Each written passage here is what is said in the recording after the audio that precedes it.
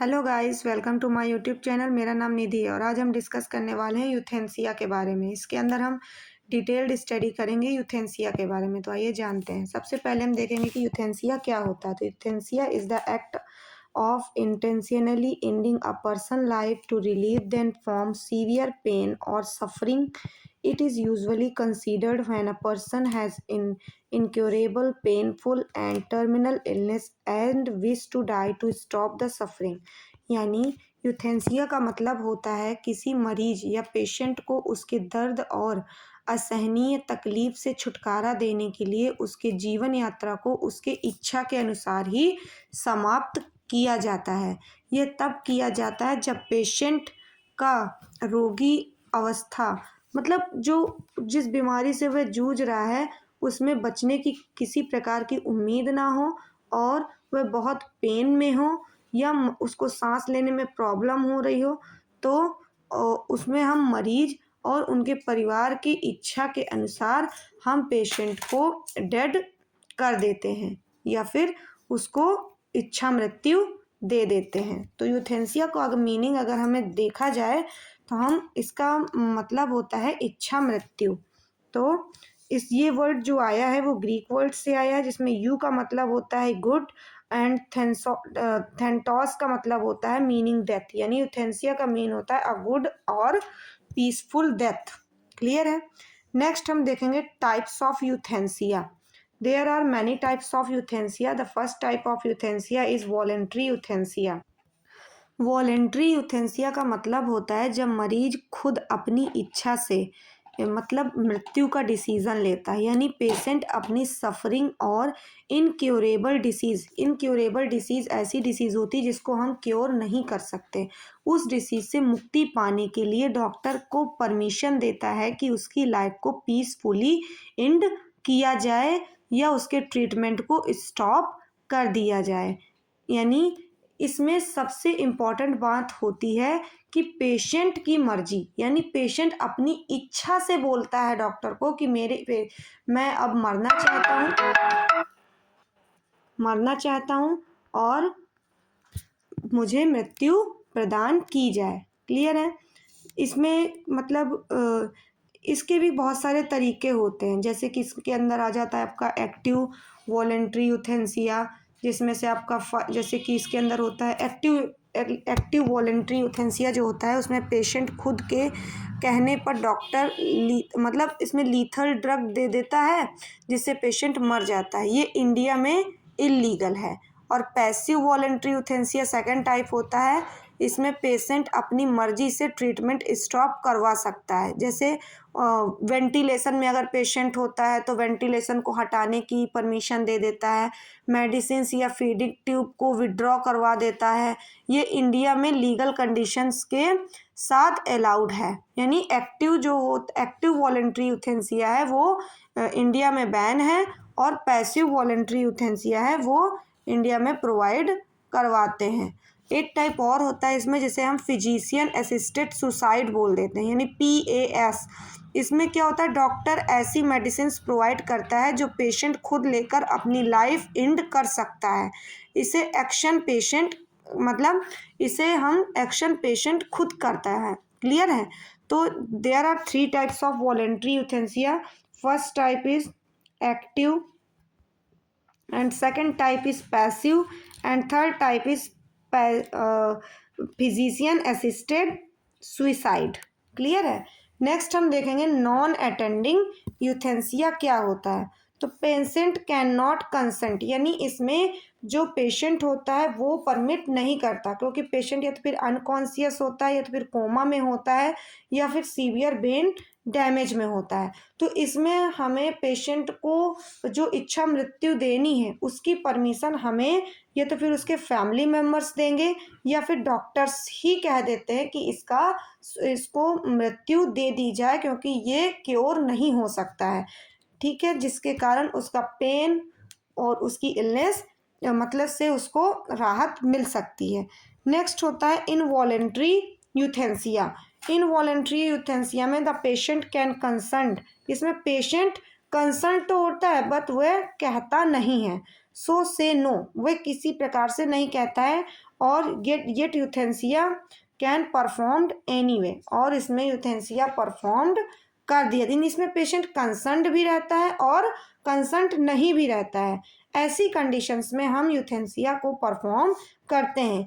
ये लीगल होता है, सॉरी ये इलीगल होता है, और इसे हम मर्डर कंसीडर्ड कहते हैं। यानी इसमें हम मर्डर का केस कर सकते हैं। नेक्स्ट हमारा होता है एक्टिव एथेंसिया, जिसमें मैंने बताया कि doctors take a direct action to cause death.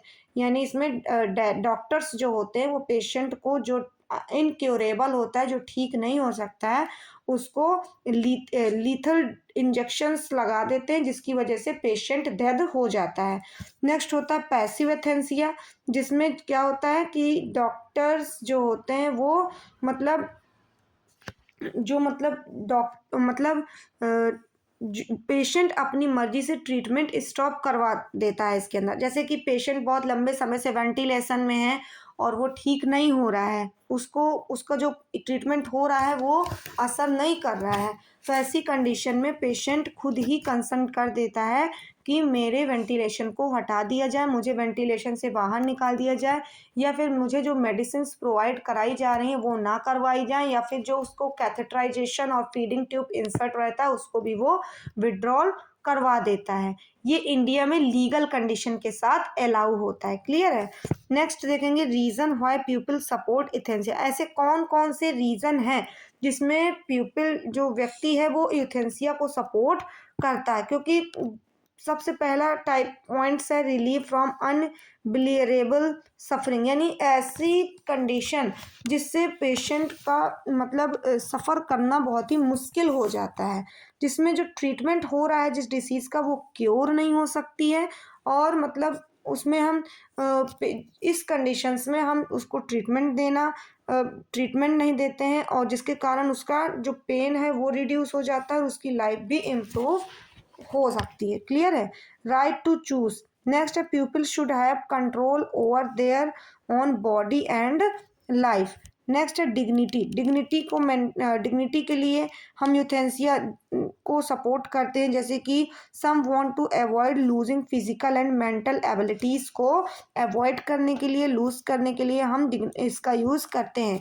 Next हम कंपेरिजन के लिए, it is prevent long painful and hopeless suffering को कम करने के लिए हम इसका यूथेनेसिया का यूज़ करते हैं।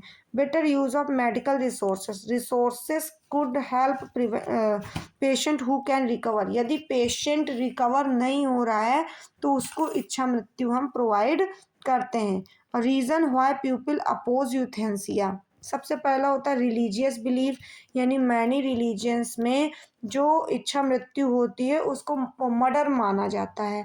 यानी कुछ रिलीजियन में मतलब किसी को मारना वो मर्डर ही कहलाता है। नेक्स्ट मोरल कंसर्न के लिए, प्रोटेक्ट करने के लिए वो लोग यूथेनेसिया को सपोर्ट नहीं करते हैं। पॉसिबिलिटी ऑफ एब्यूज़ के लिए भी वो लोग यूथेनेसिया को सपोर्ट नहीं करते हैं। मेडिकल इथिक्स के लिए भी, जो doctor are train to save life not end them, यानी जो मेडिकल इथिक्स भी हमारे यूथेनेसिया को सपोर्ट नहीं करते, क्योंकि जो डॉक्टर होते हैं उनको ट्रेंड किया जाता है लाइफ को बचाने के लिए, ना कि लाइफ को एंड करने के लिए। नेक्स्ट स्लिपरी स्लोप के लिए, यानी legalisation euthanasia could lead to more cases for non critical reason conditions में हमें स्लिपरी स्लोप भी यूथेनेसिया को सपोर्ट नहीं करता है। Legal status around the world कौन कौन से हैं। सबसे पहले लीगल,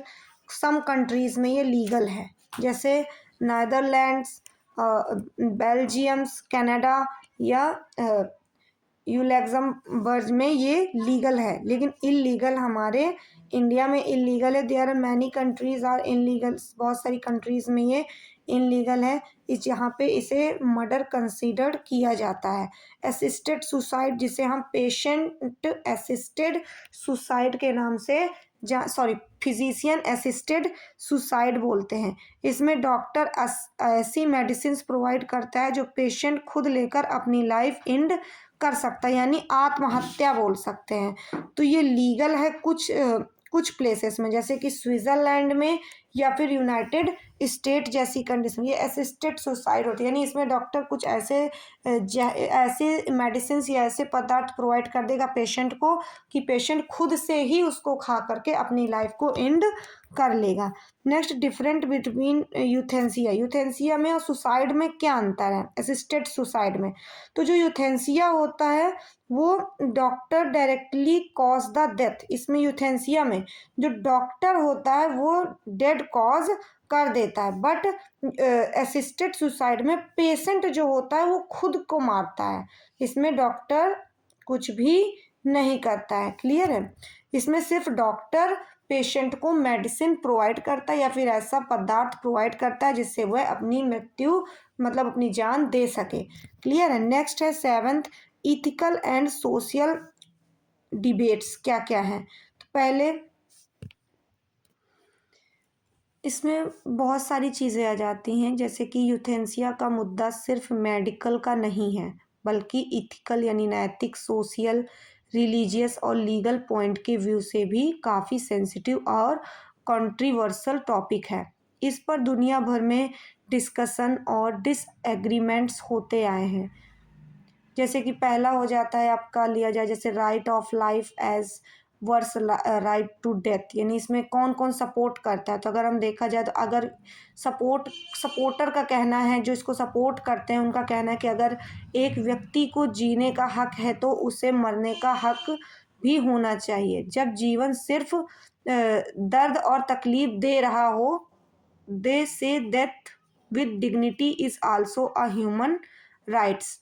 नेक्स्ट, अपोजिशन का कहना है कि लाइफ एक डिवाइन गिफ्ट है जिसकी मतलब किसी को उसका अंत करने का अधिकार नहीं होना चाहिए। राइट टू डाई यानी सोसाइटी और कानून को फ्रेमवर्क को चैलेंज करना है। नेक्स्ट है आपकी सिक्योरिटी ऑफ लाइफ के व्यू से अगर देखा जाए तो लाइफ स्केयर्ड है, चाहे कंडीशन कैसी भी हो, किसी भी हालत में लाइफ को एंड करना गलत होता है।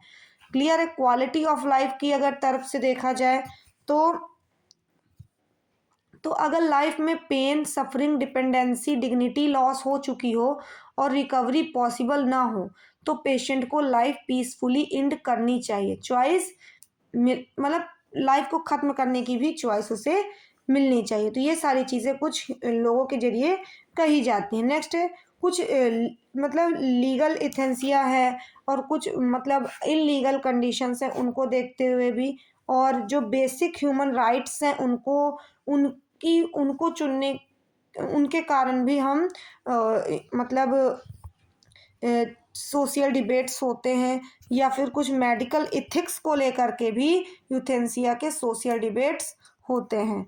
तो आज के टॉपिक में इतना ही। यदि आपका यूथेंसिया से रिलेटेड जो टॉपिक है वो क्लियर हुआ हो तो मेरे चैनल को लाइक करें, वीडियो को लाइक करें, चैनल को सब्सक्राइब करें एंड बेल आइकन को प्रेस करें। Thank you.